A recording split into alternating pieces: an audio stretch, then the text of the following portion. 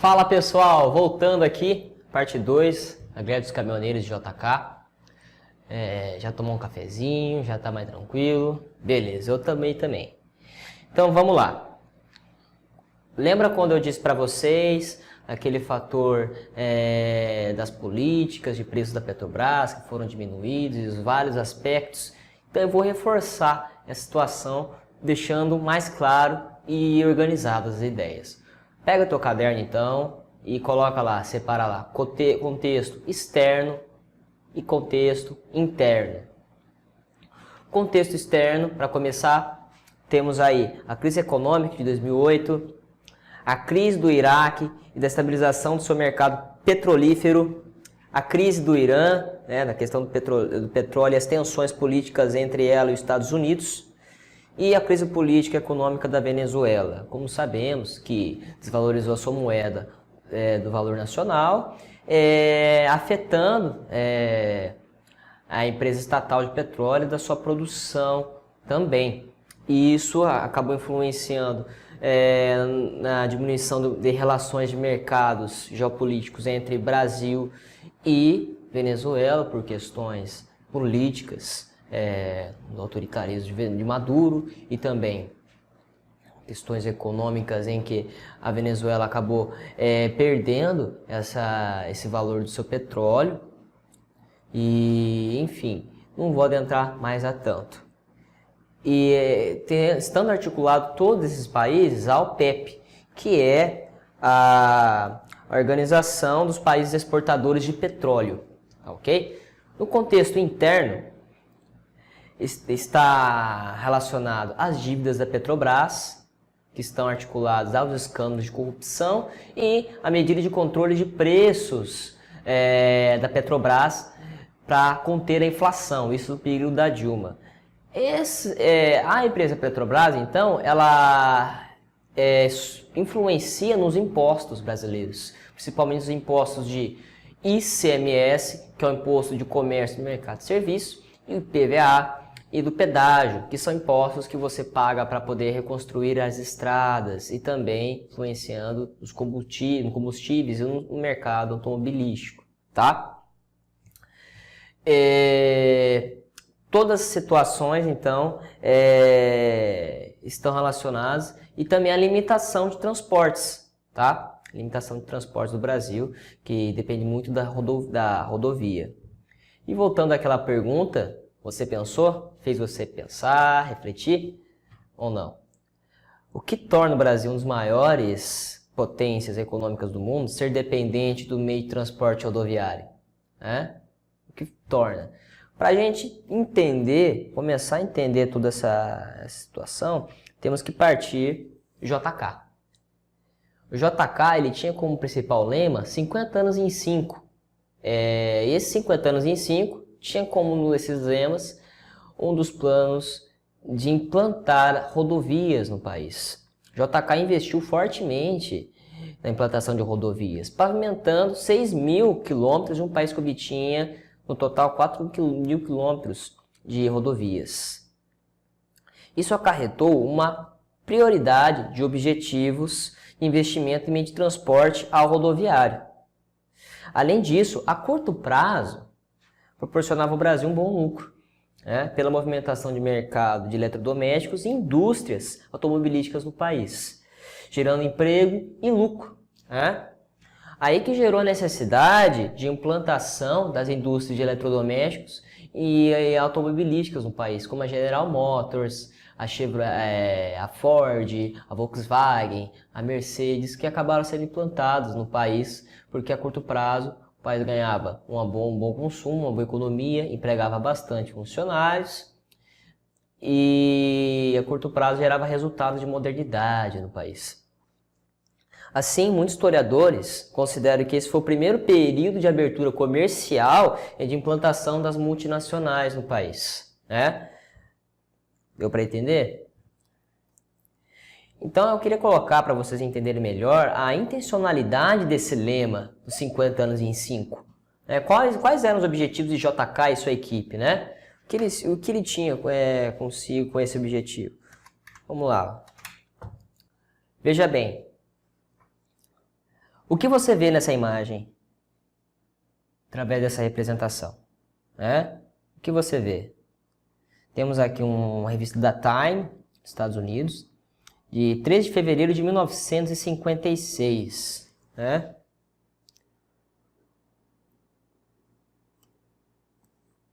Veja que nesse mapa o Brasil está se desenvolvendo partindo do Sudeste, levantando-se uma imagem de um ser que parece ser um indígena, rasgando o país, levando o desenvolvimento para o centro, do Sudeste ao Norte, né? Um país de fomentação e fluxo comercial constante, econômico no país. Isso mostra muito a imagem lá fora, um país de pleno desenvolvimento, um país de forte economia nascendo, um país em que o sol nasce voltado para o Brasil.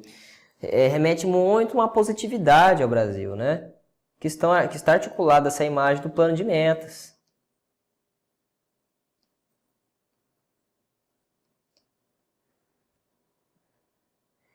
Os 50 anos em 5, ele é o lema que o plano de metas tende a alcançar no Brasil. E por que 50 anos em 5, né? Porque o que faz que o Brasil nesses 50 anos não conseguiu atingir em um curto prazo? 50 anos em 5, ele tem uma função de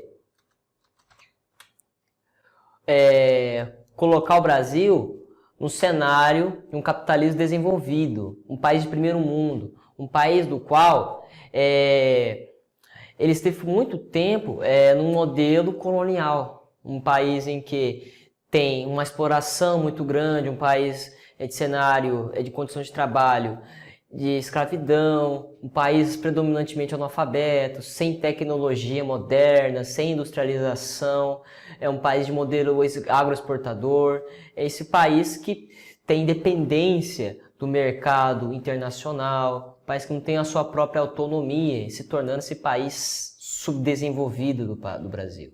Então, o Juscelino e sua equipe tinham com esse plano, esse lema, alcançar pela primeira vez na história um patamar que o Brasil ganhe respeito e igualdade com os outros países, um país que tem a sua própria autonomia de alcançar esse apogeu desse país de primeiro mundo, tá?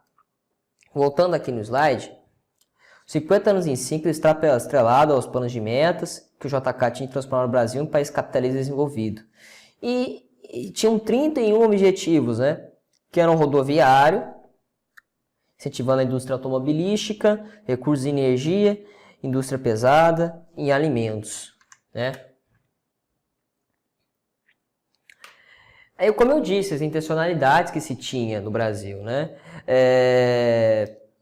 E muito dessa equipe de JK levava com eles uma ideia que foi enraizada na história do Brasil, que os portugueses eram como caranguejos, porque não saíam do litoral. Por quê? O que tem a ver o caranguejo? O caranguejo é um animal que fica muito predominantemente nas praias, nas regiões litorâneas. E o Brasil, por muito tempo, até hoje, é um país que é muito mais desenvolvido nas regiões litorâneas, que parte um pouco para o sudeste, e também uma pequena parte do Nordeste, né, dos estados de Ceará, das capitais do Nordeste, que tem um pouco do fluxo comercial maior e uma plantação de indústrias de automóveis um pouco maior. Por quê? Porque são regiões que foram as primeiras a serem exploradas pelos portugueses, tanto o estado do Rio de Janeiro, depois a capital paulistana com os bandeirantes, a região nordestina. No entanto, não alcançou outras dimensões no país, dimensões em que houvesse urbanização no centro do país. Por muito tempo o Brasil ficou sem conhecer o centro, digamos assim, a elite, os políticos, os investidores, os concentradores de capital, eles ficaram por muito tempo sem investir e desenvolver o resto do país, que é o norte, que é o centro-oeste. Deu para entender? Como eu vou colocar aqui para vocês um mapa aqui do Brasil, para poder explicar melhor.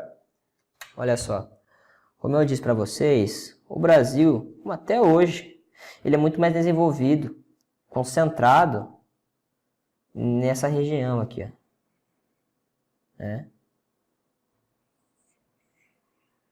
Em que a capital paulistana ela conseguiu desenvolver outras regiões, inclusive o estado do Paraná e Minas Gerais também com a sua força, das suas particularidades de aço, de ferro em predominância, também no cultivo ao leite e o Rio de Janeiro também, desenvolveram só a sua região, né? Como o Nordeste, as suas capitais, e percebam que toda essa região fica muito atrelada ao litoral. E os exploradores começaram a explorar essas regiões. Só que percebam que o resto do país não foi explorado. Não foi explorado, não foi investido para poder ter um desenvolvimento integral do país. Por isso que Juscelino Kubitschek e sua equipe entendiam que deveria mudar a capital do país para o centro, no coração do país, né? Porque você transferindo a sua capital para cá, no centro-oeste, chamada Brasília, você irradiará desenvolvimento, você manifestará desenvolvimento no centro do país. E a forma de locomover investimento em pessoas imigrantes para trabalhar, criando mão de obra, emprego, desenvolvimento, foi através da rodovia, implantando indústrias automotrizes, de eletrodomésticos, fazendo com que usasse as rodovias como esse transporte, locomoção desses produtos no mercado e de emprego. Então a ideia dele com a sua equipe era que a curto prazo a rodovia seria uma ferramenta, seria essa ferramenta base de desenvolvimento a curto prazo no país. Deu para entender?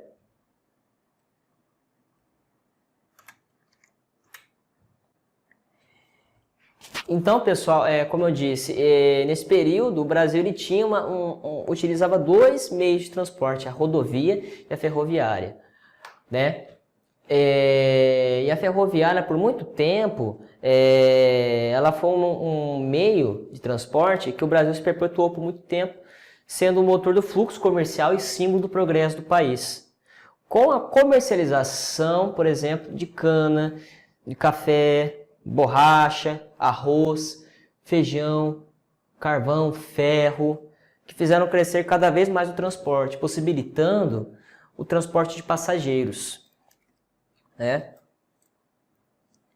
Pelo contrário que alguns historiadores afirmam, disseram que JK não abandonou as estruturas ferroviárias de investimento.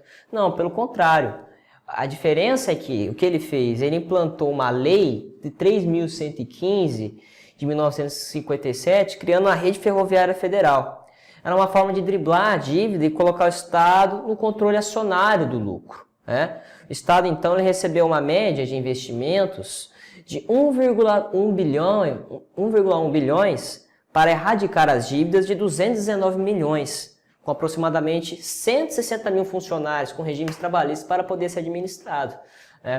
Porque o que acontece, o Estado brasileiro ele tinha um grande problema em administrar a ferrovia pelo acúmulo de dívidas passadas, pela falta de administração, políticas econômica, que acarretava a desvalorização da moeda nacional, o modelo brasileiro que era muito ultrapassado, de modelo agroexportador, a questão dos coronéis que se apossavam da economia para poder lucrar cada vez mais e não se interessavam em investir fortemente na ferrovia, apenas principalmente como transporte dessas matérias-primas agrícolas, de carga. Isso acarretou também o transporte de passageiros. Isso gradativamente foi gerando uma dívida muito grande no Brasil. Também que é importante ressaltar, tinham empresas estrangeiras que davam créditos para o Brasil investir, mas só que elas queriam explorar os recursos naturais do Brasil em troca do investimento da ferrovia. Tá? Então o JK ele não abandonou O que ele via é que a ferrovia, ela não traria lucros a curto prazo que a rodovia trazia. A rodovia, com a construção dela, ele implantaria indústrias de automóveis, isso geraria um lucro muito grande, emprego para o Brasil, mais indústrias privadas. Na visão dele, o Brasil ele abriria mais o mercado internacional, implantando também eletrodomésticos e também até indústrias privadas brasileiras acabavam sendo implantadas, como foi de fato.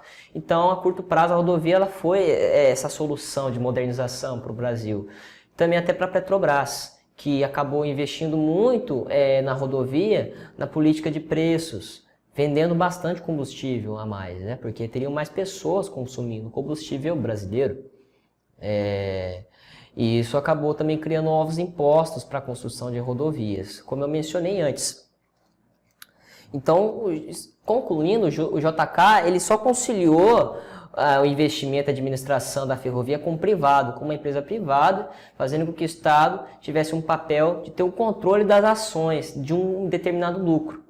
O que acontece é que a longo período, depois da sua saída, alguns países pararam de ter esse investimento, essa administração, tendo um pouco de intermitências. Em algum momento eles deixavam só as empresas privadas administrando, não utilizavam mais como transporte de passageiro, apenas como esse transporte de carga, usavam como um meio, um transporte que seria a solução caso a rodovia entrasse em crise, né? Através da crise do preço dos combustíveis, eu invisto na ferrovia. Então, a ferrovia no Brasil sempre foi visto como segunda mão, porque não gera lucro a curto prazo, né? E então, os motivos que o Estado parou de investir na rodovia foi pela falta de administração correta das ferrovias, né? Acarretando em ramais quebrados, trens com modelos e motores ultrapassados, dívidas acumuladas, investimentos em implantações de rodovias por meio de empresas estadunidenses, como a Brazil Highway.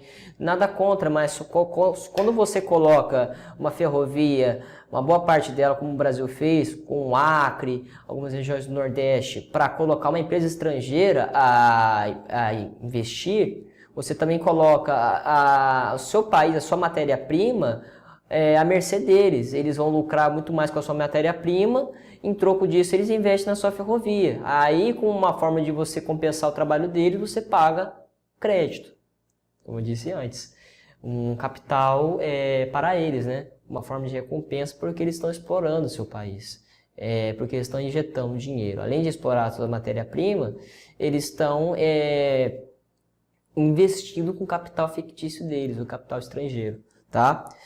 E além disso, o Brasil, quando o Juscelino entrou, havia muitos funcionários de ferrovias que tinham direitos trabalhistas, né? Mas muitos direitos trabalhistas, que criavam também uma inflação, uma dívida muito grande, né? Porque além da dívida atrasada que o Brasil tinha com diversos fatores que eu mencionei, você tinha esses diversos tipos de salários e proteções trabalhistas no país, né? Criando essa necessidade de JK fazer essa conciliação, esse misto entre meio privado e público, para que tentasse agitar que retornasse o investimento da ferrovia, porque ele sabia da importância também. E tanto que você for ver, vou até colocar para vocês aqui, tem um mapa ferroviário brasileiro hoje. Vocês percebem que naquela frase que eu falei, que os brasileiros são tratados como... os portugueses são colocados como caranguejos, manteve no mesmo lema, né? Porque uma boa parte do país tem essa estrutura, a boa parte do Sudeste tem a ferrovia, uma boa parte dessa estrutura, e o resto do país não, né? Se atravessa o centro do país, mas direcionado até um caminho de Brasília, da capital federal, para o Nordeste. Mas o plano JK não fez com que no meio ferroviário expandisse o Brasil, né? expandisse, implantasse mais ferrovias? Porque não gerava lucro a curto prazo como a rodovia gerava, e não era de grande interesse para a Petrobras estabelecer um investimento também para esse meio, porque sabia que as pessoas consumiriam muito mais petróleo, óleo diesel deles com a implantação de indústrias automobilísticas. Aí eu falo para vocês assim, qual que é a importância da ferrovia para isso? A ferrovia, ela tem uma importância que ela é um transporte que leva muito mais carga, suporta muito mais carga de locomoção, gasta menos combustível e na sua implantação é mais barata. Em investimento de ferrovia sobra mais dinheiro para o Brasil, né, do que uma rodovia. Então, pessoal, se tivesse uma dinamização de transportes no Brasil, em que o Brasil conseguisse ter uma mesma proporção de ferrovia, hidrovia, o Brasil não ficaria tanto à mercê desse transporte e a greve dos caminhoneiros não afetaria tanto a nível nacional. Há um nível em que você não tem mais comida no supermercado, você não tem mais combustível, é um nível caótico, né? O Brasil passou por um caos nessas greves. E também até ajudaria a própria Petrobras nessa política de preço a flexibilizar mais o seu mercado. E por que ela não consegue? É porque também o governo e a Petrobras, elas têm um complô junto com os outros monopólios, tanto com as indústrias alimentícias, que fazem o meio rodoviário como dependente deles, fazendo também a própria cova, né? Além disso, você tem uma estrutura de mercado já formada na rodovia, em que você tem grandes empresas de caminhoneiros, a questão da Petrobras, que lucra muito com as rodovias, de várias formas, com o mercado, a indústria, os caminhoneiros, impostos, fazendo com que, se mudasse, direcionasse o transporte com a mesma prioridade para a ferrovia e hidrovia, a curto prazo poderia gerar uma queda na economia, né? Mas poderia, a longo prazo, o Brasil poderia ter um desenvolvimento muito maior, até na valorização do seu produto. Porque, para quem não sabe, por causa da limitação da rodovia, o país muitas vezes acaba perdendo a qualidade do seu produto, pela demora do deslocamento do produto, pela limitação que o caminhão tem de poder colocar mais carga, né, de material. Então, muitas vezes, no mercado internacional, quando vai vender um produto que às vezes está com defeito, está estragado, ele perde esse valor. Se ele tivesse mais implantações de hidrovia e ferrovia, poderia ter um transporte mais rápido, né? Na hidrovia, com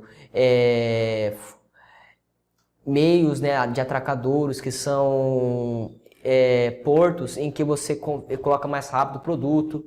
Então, se tivesse essa dinamização, como os Estados Unidos, a China, a Rússia tem, talvez o Brasil poderia estar melhor nessa política de preço e também não ficaria tão dependente nesse meio caótico como a greve dos caminhoneiros foi. No entanto, não retiro a relevância da greve dos caminhoneiros para o Brasil, que foi necessário para muitas pessoas repensarem e também de reivindicar seu direito pelo muitas vezes o imposto e cobrança abusiva que é colocado sobre o transporte, né, fazendo com que muitas vezes um caminhoneiro autônomo pague, além de imposto para sua empresa, imposto indevido de ICMS, pedágios muito grandes e combustível muito alto. E tendo um imposto muito grande, pelo fato de que muitas vezes, se todo esse dinheiro que angariasse, se fosse investido mesmo na rodovia, a rodovia seria muito melhor. Hoje no Brasil tem rodovias que são muito ruins, né? O caso, por exemplo, da Transamazônica, que tem partes que não tem nem concreto, não tem nem a rodovia, é só pedaço de terra. Então será que é investido, né, de forma decente no nosso país, da mesma forma como você gasta na rodovia? Então você tem esse outro aspecto, né, que todo mundo já sabe, que é o desvio do dinheiro. Enfim, pessoal, eu fico por aqui. Espero que vocês tenham entendido nossa aula na relação do Juscelino Kubitschek e greve dos caminhoneiros. Um grande abraço para vocês. Espero que a gente esteja cada vez mais empoderado E outra aula a gente vai ser sobre as atividades dessas duas aulas que nós tivemos, né? Tanto a crise da produção automotiva e a greve dos caminhoneiros, beleza? Até lá, tchau!